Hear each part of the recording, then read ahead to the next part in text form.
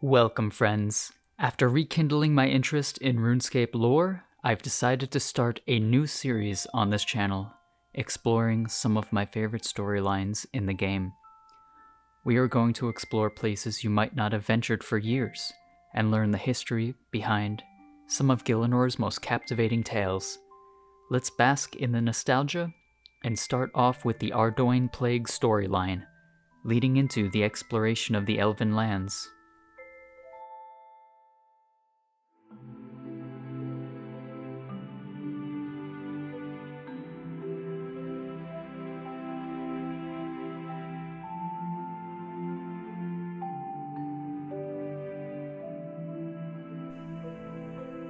To start this video, I'm going to talk about King Tyrus. He's pretty much the reason we'll be talking about the plague in the first place. Tyrus is the son of Ulthis Ardinius, the third king of Ardougne. He is the brother of the current king of Ardougne, King Lathis, with whom he had a sibling rivalry with, as brothers often do at one point or other. After succumbing to an arrow wound on a hunting trip, King Ulthis died, but who would rule the kingdom? The brothers decided to split Ardougne in half, as neither could rule the territory alone. This led to Tyrus becoming the king of West Ardougne, and Lathis king of the East.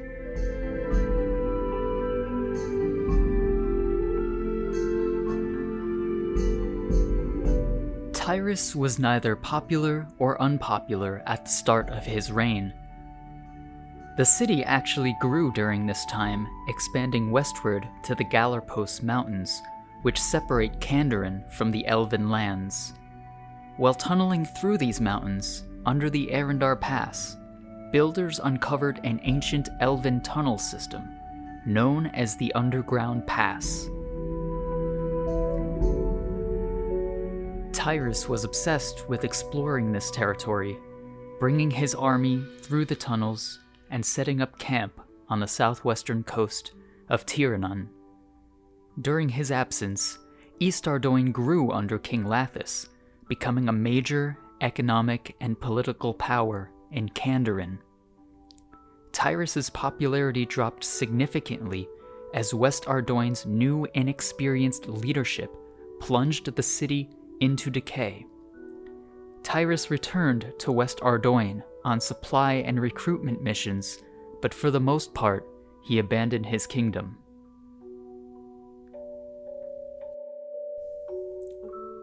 Before we speak more about the plague, let's talk about King Lathis's side of the story. As king of East Ardougne, Lathis instituted a quarantine over the west in the midst of his brother's absence in Tiranon. Lathis claimed that a plague had broken out in the west, and that the city must be segregated to protect his subjects in the east. Lathis appointed the Mourners as the new authority over the west, replacing Tyrus's proxy Bravik. More on the Mourners in the next section. Lathis actually wasn't very popular among his subjects. His justice was cruel, and he had been known to accept money from prisoners in exchange for pardons. Lathis also had a huge hatred of the Knights of Camelot. The Ironworth elves had contacted Lathis after Tyrus's trip to the west, asking him for access into West Ardougne. The Ironworths convinced King Lathis that Lord Iben had returned to the Underground Pass and posed a serious threat. In exchange for his help, the Ironworths promised to aid Lathis in taking down the Knights of Camelot.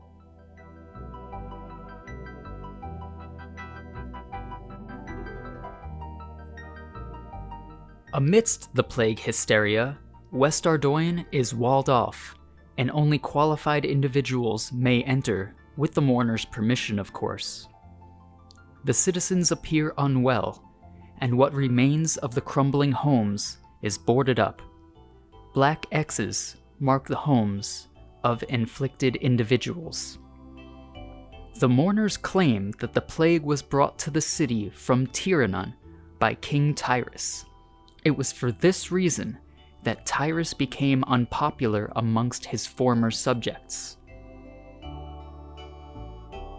As for the symptoms, they start off mild, mimicking that of a common flu. After a few days, the victim is subject to hallucinations, nightmares, and a descent into madness. At some point, the victim's blood turns into a tar-like substance. They're still alive, wandering aimlessly and spreading the virus to others. After 2 weeks, the victim succumbs to the plague. Their bodies are cremated to prevent the spread, and they are disposed of in secret. The mourners are tasked with upholding the quarantine. Nobody gets in or out. They are meant to take care of those who are infected, although treatment efforts are largely useless, as the victims continue to die. Only the mourners could attend the funerals of the victims, which is where they get their name from. During the events of Plague City, a citizen of East Ardougne named Edmund asks for your help in locating his daughter, Elena, a healer with a background in biology and chemistry. She is one of the few people who cares about the blight of her Western counterparts. Upon sneaking into the city in disguise, you are able to locate Elena in a quarantined house, accessible after giving Bravek some hangover cure. During Biohazard, you find that Elena has obtained samples of the plague, but the mourners took her distillator. After sneaking into the city again, you retrieve it by killing a mourner. Elena runs the tests and arrives at strange, inconclusive results. She asks for your help to retest the samples with the help of Guidar in Varrock. This is where you find out that the plague doesn't exist. It was all a hoax by King Lathis to protect his people from the Dark Lord, who took over his brother, King Tyrus. The mourners had been poisoning the people this whole time, using common mold found on rotten food. Instead of dying, the victims become inflicted with a minor flu and are taken away to a secret location. You find out that the mourners are actually elves of the Ireworth clan, and they've been in on it the whole time with King Lathis. The mourners go so far as to discolor the sheep in East Ardougne to make them appear plagued.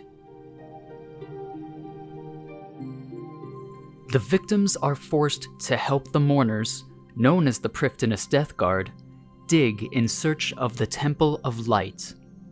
Many victims die from being overworked or at the claws of dark beasts. The mourners seek to ultimately uphold their end of the bargain and help Lathis take down Camelot. In reality, the mourners are just using Lathis to search for the Temple of Light, which is thought to hold untold power. Next, Lathis will ask for your help to track down his brother in Tiranon.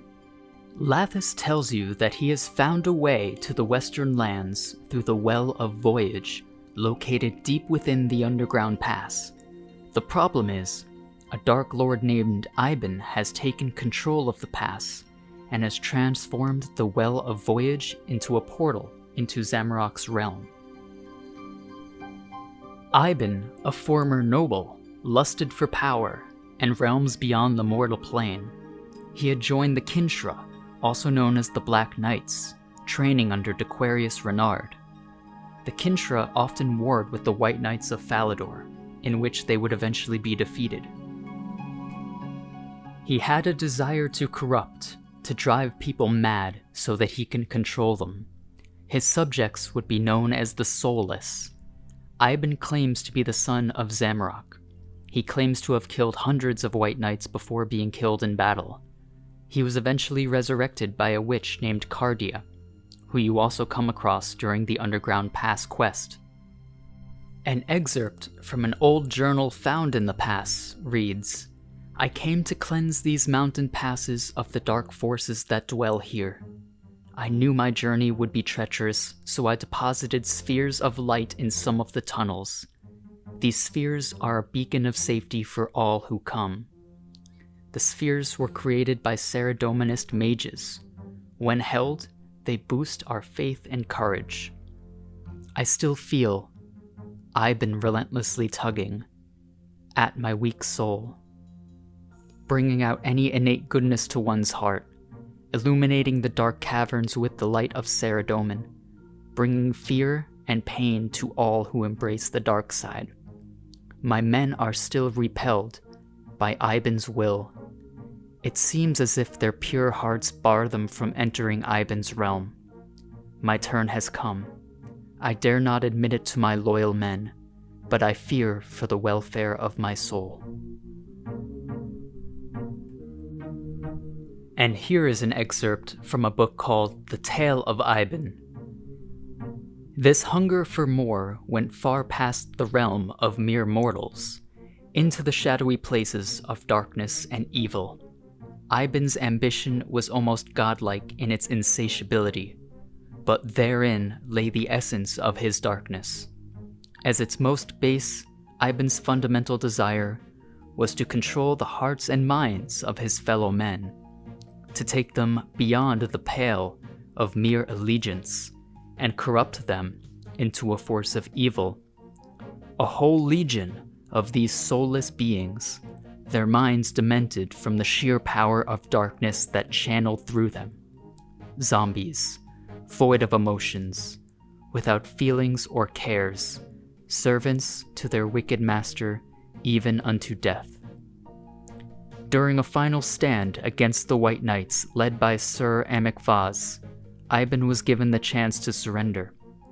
The battle was known as the Dawn Ascent Mission. During the Fifth Age, a temple knight named Sir Owen Sond delivered the killing blow to Iban's head with an arrow, going against the White Knight's code of chivalry. Certification, impressed by Owen's deeds, offered to make him a temple knight. After discovering Iban's corpse, Cardia the Witch brought him back to life to fulfill his purpose, using his own flesh, blood, and a doll. After nearly dying during the ritual, Cardia found that she had bound 3 demons to Iban. These are the guardians of Iban's shadow. The Well of Voyage would become the Well of the Damned. Even the elves would not dare traverse the underground pass.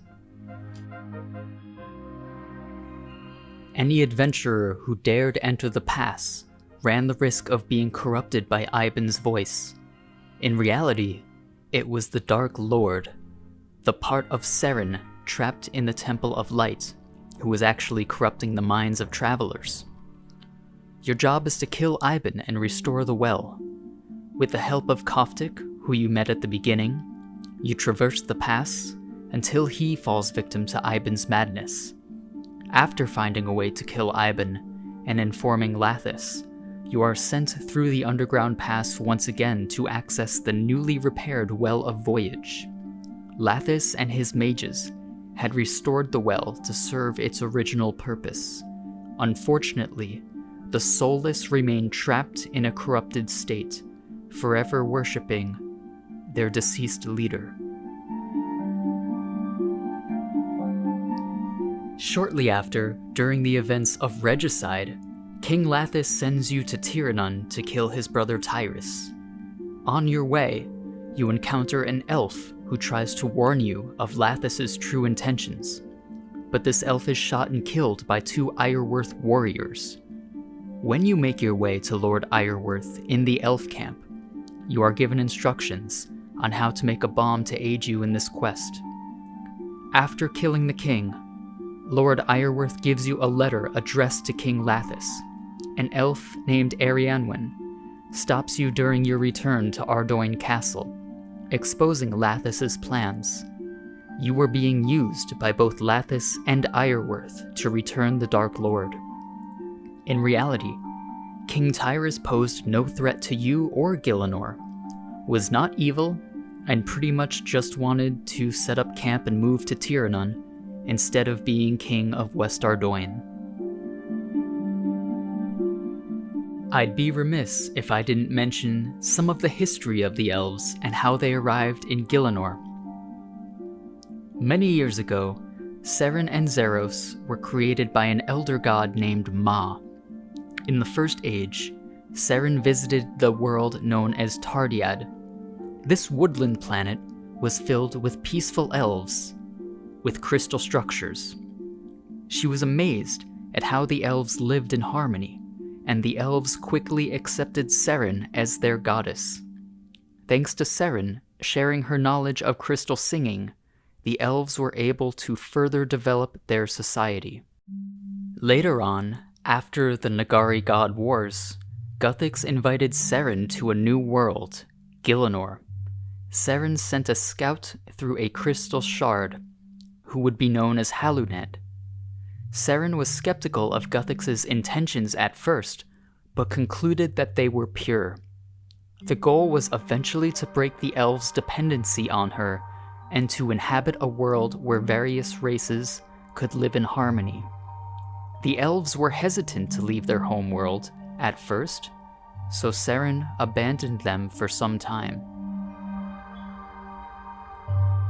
The elves arrived to Gielinor through the World Gate, becoming mesmerized by this new planet's landscape, which was vastly different from their crystal structures on Tardiad. The elves came to inhabit Isifdar and Tirannwn long before other races like the humans and dwarves would arrive. They were the first civilization to arrive and built Gielinor's oldest city, Prifddinas. The elves began what seemed like a prosperous future, though some elves chose to remain back on Tardiad. Those elves became insane without Seren's presence. Guthix and Seren worked together to build this new civilization, in this new world. In some way, they acted as Gielinor's parents, putting much love and care into sustaining the mortal races. Guthix began to have a change of heart, confiding in Seren that Gielinor should belong to the mortals, and that the two should depart. Guthix went to sleep, hoping that the mortals would learn to live without gods. Seren stayed in Tirannwn for some time out of fear that the elves would not survive without her. The Second Age saw much instability and clashes amongst the gods. Guthix, still searching for a peaceful solution, decided to enact the Edicts of Guthix, banning all gods from entering Gielinor. Seren would have no choice but to leave. Though before doing so, she put all of her darkness into Halunet, the Dark Lord. The elves built the Temple of Light after Seren warned them of the Dark Lord's potential power.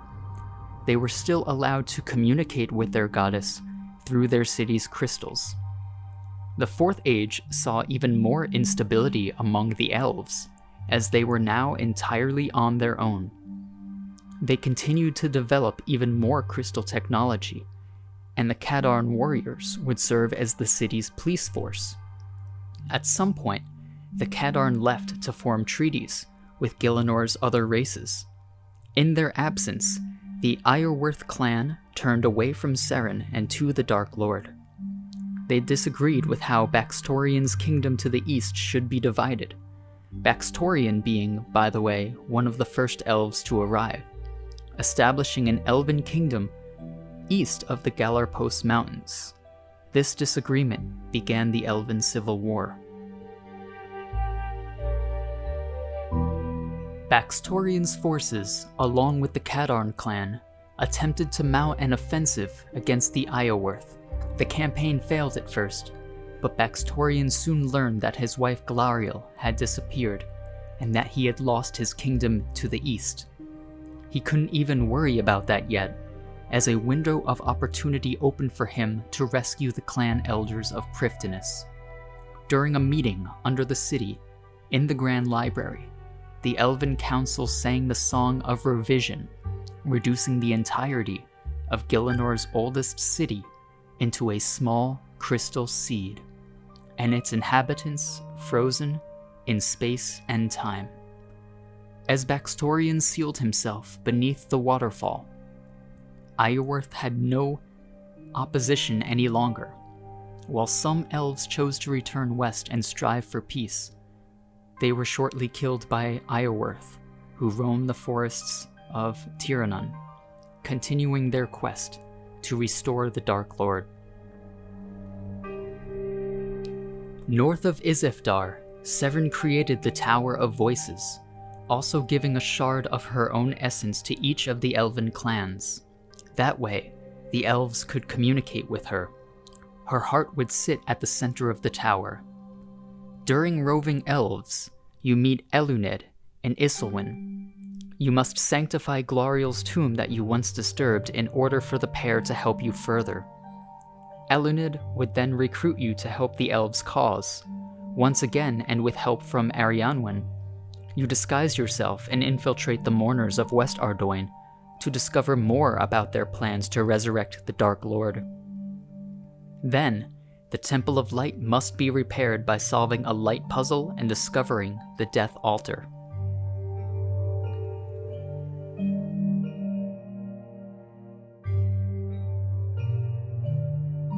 During Within the Light, the Temple of Light is disturbed. After restoring it yet again, you and Arianwen discover the lost underground tunnel to the elven city of Prifddinas. Finally, the Plague's End quest marks the end of the Elven Civil War. It is revealed that Lord Iorwerth intended to kill all the citizens of West Ardougne in order to gain enough power to summon the Dark Lord.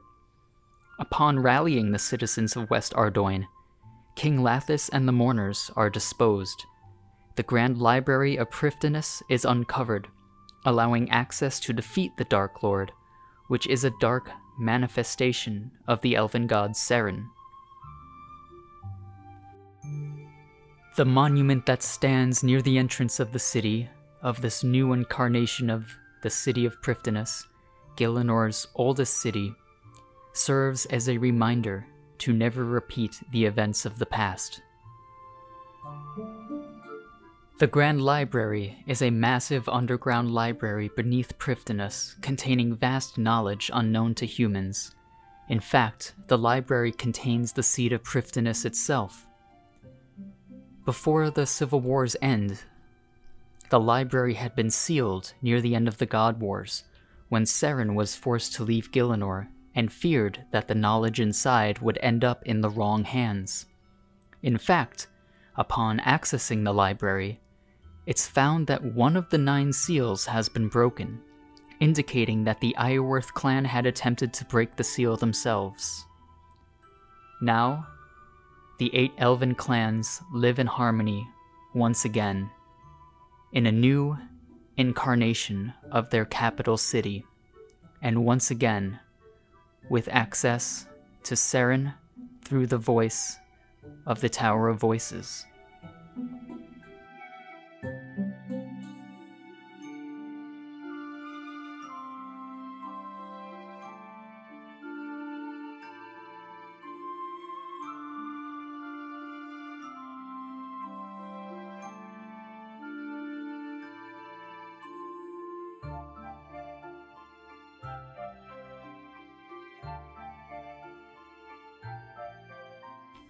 And there you have it.